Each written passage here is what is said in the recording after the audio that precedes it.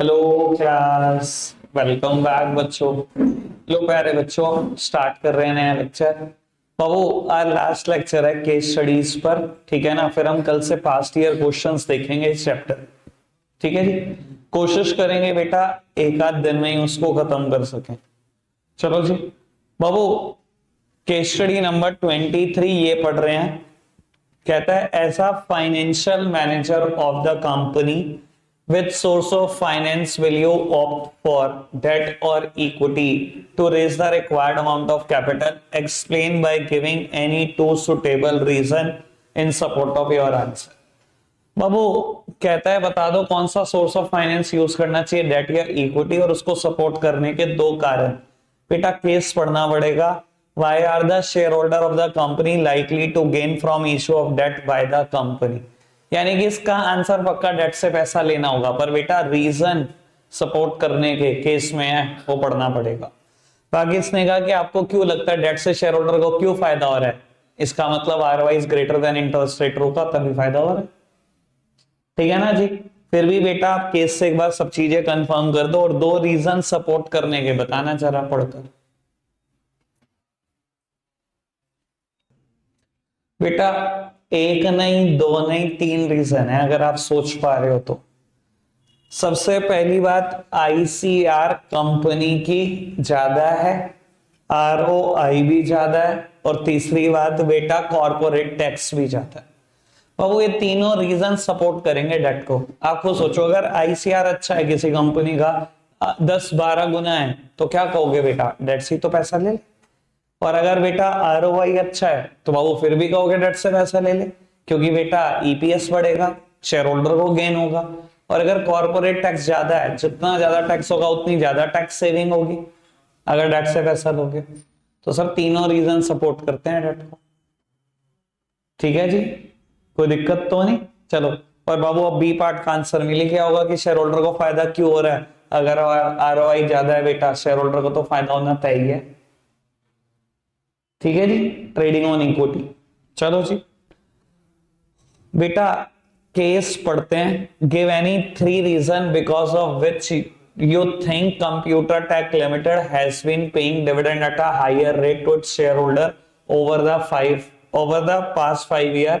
B part, comment upon the likely dividend policy of the company this year by stating any 2 reason in support of your answer. बाबू कहता है आपको क्यों लगता है, कोई 3 कारण बता दो कि कंपनी ज्यादा डिविडेंड बांट रही है, आपको क्यों लगता है। तो सर 3 रीजन लिख देंगे भैया, मैंने 6 पढ़ाए हुए हैं। इसके अलावा शेयर होल्डर प्रेफरेंसेस ऐड करा दिया है, ठीक है ना। इसके अलावा शायद कॉन्ट्रैक्चुअल कॉन्स्ट्रेंट ऐड करा दिया है। बाबू 3 रीजन बताने हैं जो डिविडेंड को सपोर्ट करते हो, कोई 3 बता देंगे भैया। मैं बता दूंगा मेरे को क्यों कर कंपनी ने डिविडेंड ज्यादा बांटा होगा। पहली हेडिंग सोच लो, अमाउंट ऑफ अर्निंग ज्यादा कमाया होगा तभी बांटा होगा। कोई भी 3 लिखने हैं ना। स्टेबिलिटी ऑफ अर्निंग, मेरी अर्निंग स्टेबल है इसलिए मैं ज्यादा बढ़िया डिविडेंड बांट रहा हूँ। या थर्ड रीजन, मेरे शेयर होल्डर की प्रेफरेंसेस है डिविडेंड दो रेगुलर में इसलिए बांट रहा हूँ। 3 रीजन लिखने हैं, मैंने लिख दिए, कोई दिक्कत तो नहीं। बाबू कहता है करंट डिविडेंड पॉलिसी पे कमेंट कर दो, ठीक है ना, और any 2 reason in support of your answer. चलो जी, करंट डिविडेंड पॉलिसी क्या होनी चाहिए ये केस पढ़कर बताते हैं, और 2 रीजन सपोर्ट करने वाले पढ़ना।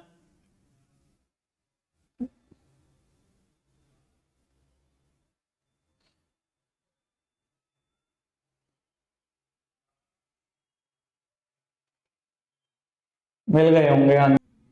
चलो बाबू, इस साल कंपनी को डिविडेंड बांटना चाहिए कि नहीं, नहीं बांटना चाहिए। क्यों, 2 रीजन भी देने सपोर्ट करने के लिए। सर लिखा हुआ है liquidity position is not good, मतलब कैश फ्लो पोजीशन वीक है तो मत मत बांटो डिविडेंड, पहला रीजन तो ही है। दूसरा, उसने कहा कि कंपनी आगे न्यू वेंचर में एक्सपैंड करना चाह रही है। सर ग्रोथ अपॉर्चुनिटीज है, ग्रोथ प्रोस्पेक्ट्स दिखाई दे रहे हैं, सर मत बांटो। ग्रोथ के केस में कोई कंपनी डिविडेंड नहीं बांटती बल्कि रिटेन करती है सारा पैसा। क्लियर है जी, बात ओके। चलो जी बढ़ाते हैं बात को आगे, पढ़ना जी। ए पार्ट का आंसर बताओ फटाफट से। ए पार्ट का आंसर क्या है, फाइनेंशियल रिस्क। बाबू कौन सा ऐसा रिस्क है जो अराइज होता है ज्यादा डेट लेने से? फाइनेंशियल रिस्क ही तो है। क्या होता है financial risk? inability of firm to pay its fixed financial charges like interest and the principal repayment. और बेटा B part, explain briefly any four factor because of which you think the company has decided to opt for equity. बेटा कहता है ऐसे चार factor का नाम बताओ आपको क्यों लगता है कि कंपनी इक्विटी को सपोर्ट करती है। बाबू एक बात बताओ, अभी तक ना जब हमने पिछले लास्ट लेक्चर में बात करी थी ना, दो क्वेश्चन आए थे, ऐसे तीन फैक्टर बता दो जो डेट को सपोर्ट करते हैं। आए हैं ना ऐसे तीन फैक्टर, दो बार क्वेश्चन में आए हैं जो डेट को सपोर्ट करते हैं। और वहां हम क्या लिखते थे बेटा? एक तो टैक्स रेट लिखते थे, टैक्स रेट टैक्स सेविंग करा कर देने वाली बात, एक हम लिखते थे कंट्रोल वाली बात, एक हम फ्लोटेशन कॉस्ट वाली बात लिखते थे। ये तीन रीजन डेट को सपोर्ट करते हैं। वो कह रहा है कि आप ऐसे चार फैक्टर बता दो जो इक्विटी को सपोर्ट करते हैं। बेटा अब फाइनेंसिंग डिसीजन याद करो और वहां से चार फैक्टर ढूंढो जो सपोर्ट करते हो बेटा कहीं ना कहीं इक्विटी का। तो बाबू पहली हेडिंग कॉस्ट है, दूसरी हेडिंग रिस्क है, रिस्क उठा लो। भैया कंपनी को सबसे ज्यादा डर लगता है डेट से पैसे लेते हुए, क्योंकि अगर इनके पेमेंट में एक सिंगल डे का डिफॉल्ट करा कंपनी बंद करा देंगे। ये फैक्टर इक्विटी का फेवर करता है। कैश फ्लो पोजीशन लिख दो, कंपनी की कैश फ्लो पोजीशन वीक है, तो सर कभी डेट से पैसा लेना चाहोगे? नहीं सर। ये तो आपको सोचना है ना, फिक्स्ड ऑपरेटिंग कॉस्ट। मान लो बेटा कंपनी की फिक्स्ड ऑपरेटिंग कॉस्ट पहले से बहुत ज्यादा है, तो डेट से पैसा लेना चाहोगे? नहीं। State of capital market, capital market bullish phase पे है, तो डेट से पैसा लेना चाहोगे? नहीं। ये चारों फैक्टर फेवर करते हैं इक्विटी का। क्लियर है बेटा बात? समझ में आती है बेटा बात? चलो वो चार फैक्टर इक्विटी का भी फेवर करते हैं, अगर तीन डेट का फेवर करते हैं, याद रखना। चलो जी, ये इसका आंसर आप करोगे, पढ़ना।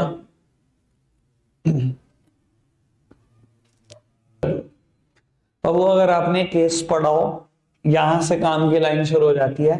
The company is now planning to open 5 new showrooms each in Mumbai and Bangalore. In Bangalore, it intends to take the space for the showroom on lease.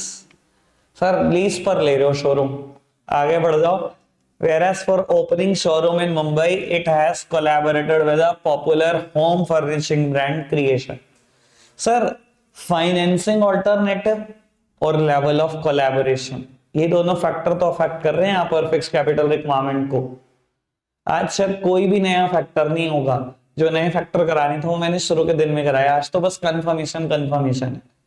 ठीक है जी। बी पार्ट बड़ा इंपॉर्टेंट है बाबू। कहता है with an increase in investment in the fixed assets there is a commensurate increase in the working capital. Explain करो statement को with reference to the above case. बाबू कहता है अगर फिक्स्ड कैपिटल रिक्वायरमेंट बढ़ती है there would be a commensurate increase in the working capital too. तो sir गलत थोड़ी बोल रहा है, आप खुद समझो। अगर आप 5 जगह पर मुंबई में और 5 जगह पर बेंगलुरु में शोरूम खोल रहे हो, सर फिक्स कैपिटल जरूर बढ़ रही है, पर आपको क्या लगता है सिर्फ फिक्स बढ़ेगी? फर्नीचर नहीं रखोगे क्या उसके अंदर? वर्किंग कैपिटल रिक्वायरमेंट नहीं बढ़ेगी? डे टू डे खर्चे नहीं होंगे क्या? सैलरी नहीं दोगे क्या स्टाफ को? इलेक्ट्रिसिटी का बिल नहीं आएगा क्या? लीज रेंट नहीं दोगे क्या जहां पर लीज से ले रहे हो? ठीक है ना, सिर्फ फिक्स नहीं बढ़ेगी, बढ़ेंगी तो दोनों साथ साथ बढ़ेंगी।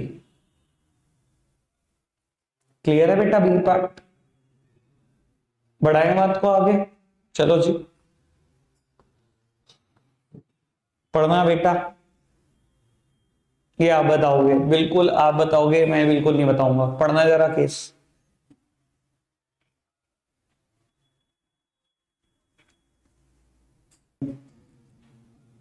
पढ़ा बाबू? दो फैक्टर अफेक्ट करते हैं जो फिक्स कैपिटल को। अगर आपने केस पढ़ा है, the company now plan to diversify, और साथ ही साथ moreover it is planning to open 10 exclusive retail outlet in the various cities across the country in 2 year. 10 नए शोरूम, ग्रोथ अपॉर्चुनिटी। बेटा अगर ग्रोथ की बात है, अगर डाइवर्सिफिकेशन की बात है, दोनों फिक्स कैपिटल रिक्वायरमेंट बढ़ा ही देंगे आपकी। और ये तो नोट्स की बात कर रहा हूं, अभी तो नोट्स के बाहर भी नहीं है दोनों फैक्टर। ठीक है जी, आगे बढ़ो जी।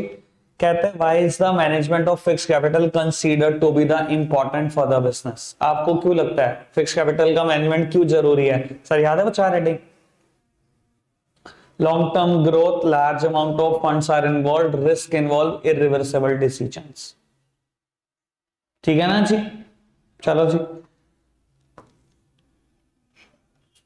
केस पढ़ना, बढ़िया केस। बाबू कहता है comment upon the working capital needs of the company keeping in mind it's nature of business. पहले बेटा नेचर ऑफ बिजनेस ढूंढो, उसके हिसाब से बताओ वर्किंग कैपिटल रिक्वायरमेंट कम है या ज्यादा है। अच्छा जी, identify the other factor mentioned in the para which is likely to affect the working capital requirement of their business. बाबू एक और फैक्टर भी है पैराग्राफ में, उसके हिसाब से भी बता देना। चलो जी, केस आपने पढ़ना है, अभी जल्दबाजी आंसर करने की ना करना, पहले पूरा केस पढ़ दो।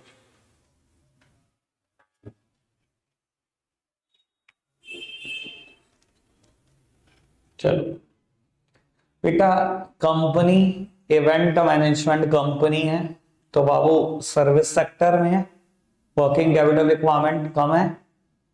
और दूसरी बात बेटा, कौन सा फैक्टर ढूंढा आपने? Credit allowed.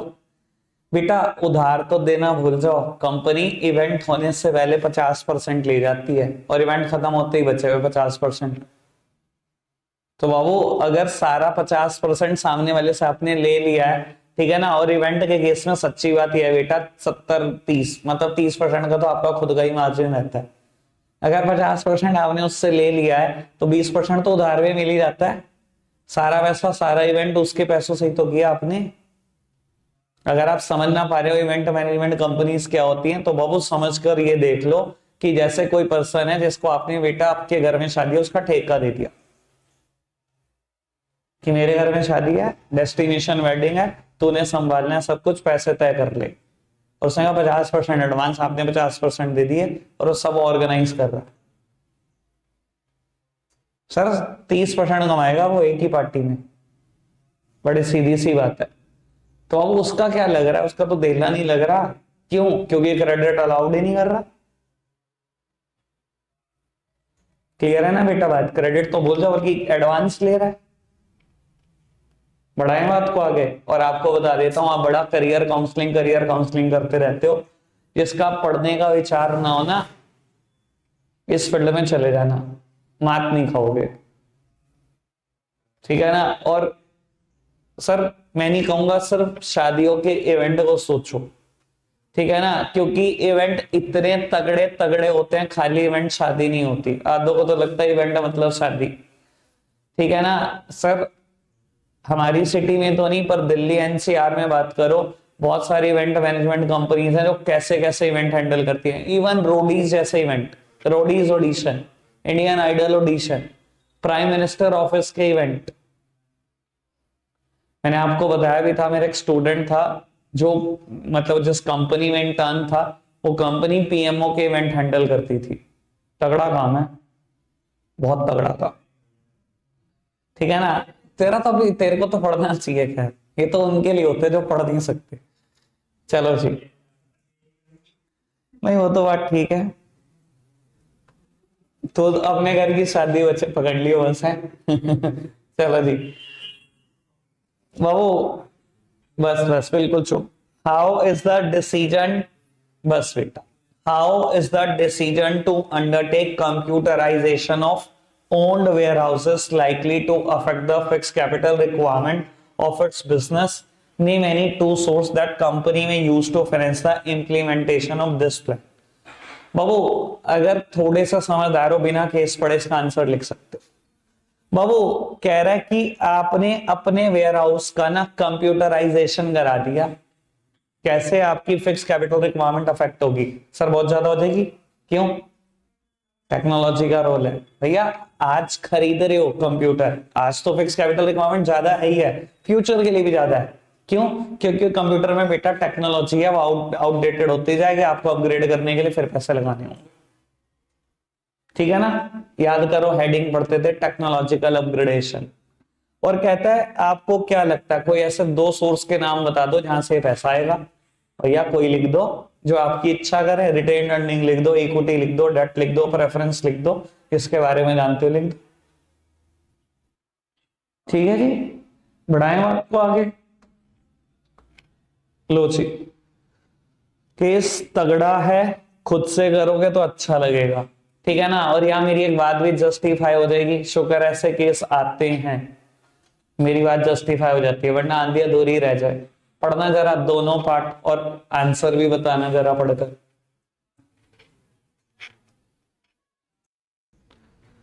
बेटा मुझे बताने हैं different kind of financial decisions. बेटा तीन तरीके के हमने पढ़े हुए हैं, इन्वेस्टमेंट, फाइनेंसिंग और डिविडेंड।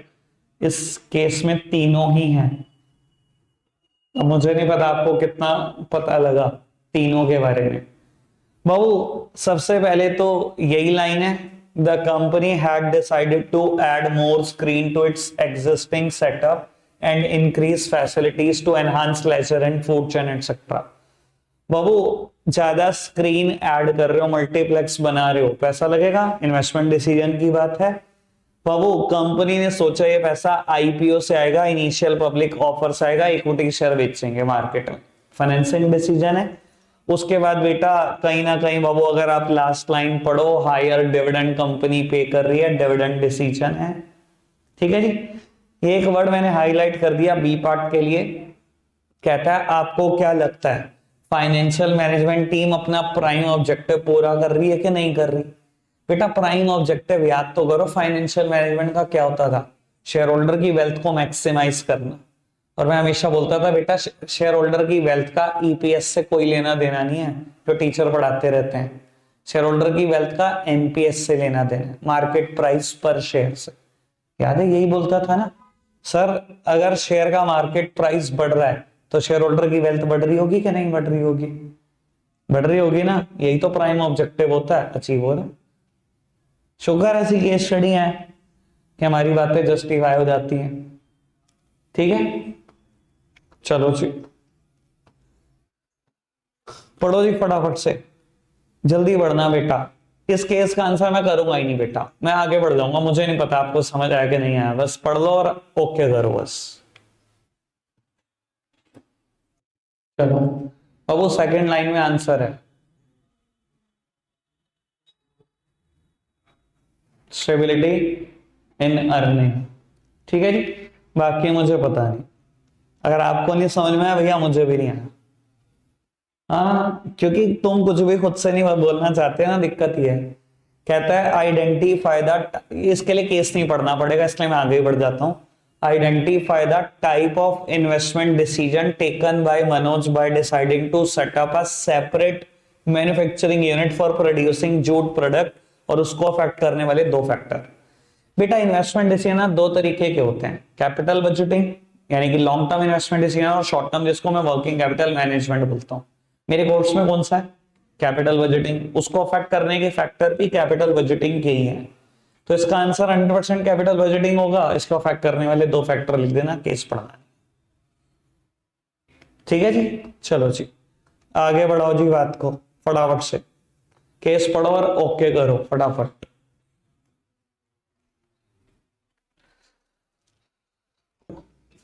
और कंपनी की फिक्स कैपिटल रिक्वायरमेंट काफी कम होगी क्योंकि कंपनी फ्रेंचाइज बिजनेस में। अब फ्रेंचाइज बिजनेस में आपका खुद का क्या लगता है, सारा तो पैसा सामने वाले का लगाते हो आप। अगर आज बेटा कोई डोमिनोज की फ्रेंचाइज ले ले सहारनपुर में, तो भैया डोमिनोज ने क्या लगाया, सारा पैसा तो फ्रेंचाइजिंग पार्टनर ही लगाता है। तो बाबू अगर आपकी 200 से ज्यादा फ्रेंचाइज है तो बेटा आपने क्या लगाया उसमें, सारा तो पैसा सामने वाले का खर्च कराया होगा। ठीक है जी, और बी पार्ट कहता है अगर आप मैन्युफैक्चरिंग शुरू कर दो पर्सनल के प्रोडक्ट की तो क्या होगा, तो सर फिक्स कैपिटल रिक्वायरमेंट बढ़ेगी, मैन्युफैक्चरिंग से तो बढ़ेगी। ठीक है जी, ये केस था बाबू। 34 केस अभी मेरे पास इनकम्प्लीट है, इसकी दूसरी पिक्चर है वो डालूंगा मैं अभी जरा स्क्रीन पर, पहले आप इतना पढ़ेंगे, लेकिन पहले ए पार्ट पढ़ते हैं हम एक बार। कहता है what are the two conditions necessary for taking advantage of trading on equity.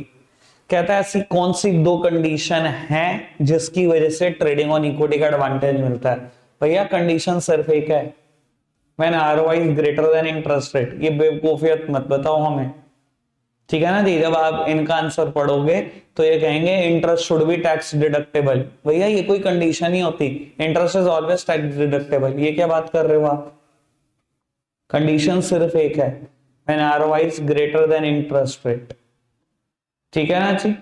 चलो जी बी पार्ट। बाबू एक बी पार्ट पढ़ने से पहले एक बार पहले केस पूरा पढ़ दो, जल्दी से केस पढ़ो फटाफट से,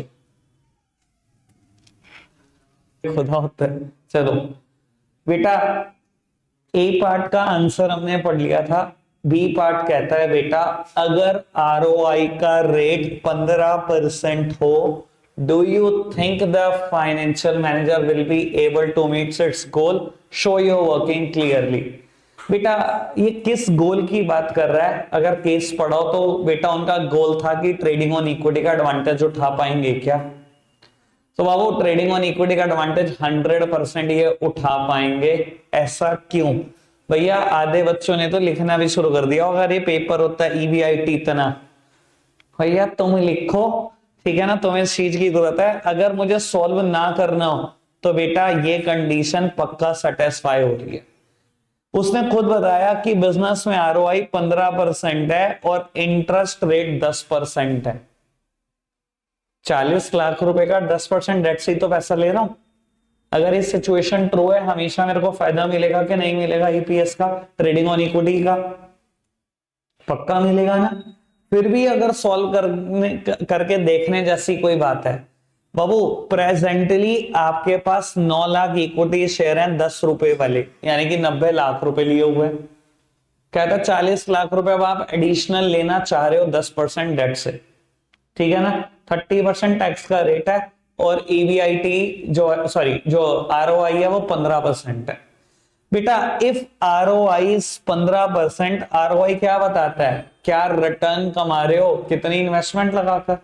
मैंने अगर इन्वेस्टमेंट 90 लाख लगाई हुई थी तो मेरी रिटर्न कितनी थी, 13,50,000। रिटर्न मतलब ईवीआईटी तो निकल कर आएगा भैया। आरओआई में कैसे निकालता था, ईवीआईटी अपॉन कैपिटल एम्प्लॉयड ऐसे ही तो निकालता था। अगर मुझे इस बार आरओआई का रेट पता है और कैपिटल एम्प्लॉयड पता है तो ईवीआईटी तो निकलेगा क्रॉस मल्टीप्लीकेशन करने से, ठीक है ना जी। बाबू प्रेजेंटली आपने बिजनेस में 90 लाख रुपए लगाए हुए हैं, ईवीआईटी आ गया 13.5 लाख, ठीक है जी। बाबू प्रेजेंटली आपके पास कोई लोन भी नहीं है, अब लेना चाह रहे हो तो आप 40 लाख का। टैक्स रेट कितना है बेटा, 30%। ईबीटी में से टैक्स चला गया, ईएटी कितना आ गया, और आपको पहले ही बता दिया उसने 9 लाख शेयर है 10 रुपए वाले, नंबर ऑफ इक्विटी शेयर से डिवाइड करा, ये है ईपीएस। सर पक्का बढ़ेगा ईपीएस, पक्का, कोई डाउट नहीं है मुझे, क्योंकि ROI is greater than interest rate. अब क्या हो गया बेटा, अब बिजनेस में कैपिटल एम्प्लॉयड 1,30,00,000 हो गई। 1,30,00,000 मल्टीप्लाइड बाय 15%, ये ईबीआईटी आएगा। बाबू ईबीआईटी आ गया बिजनेस का 19,500,000, माइनस कर दो इंटरेस्ट। 40 लाख रुपए डेट से लिए 10% ब्याज देनी है, 4 लाख ब्याज दे दिया, 15.5 लाख। टैक्स माइनस कर दिया 30%, ये ईएटी आ गया। नंबर ऑफ इक्विटी शेयर अभी भी 9 लाख रहे, ईपीएस बढ़ गया, जो कि बढ़ना ही था, ठीक है जी। मैं तो हमेशा कहता हूं न्यूमेरिकल को सॉल्व करने से पहले दिमाग में आरओआई की कैलकुलेशन जरूर होनी चाहिए। क्लियर है बेटा बात, चैप्टर खत्म हो गया। पास्ट ईयर क्वेश्चंस कल देखेंगे, आज के लिए रखेंगे इतना ही, बाय बाय।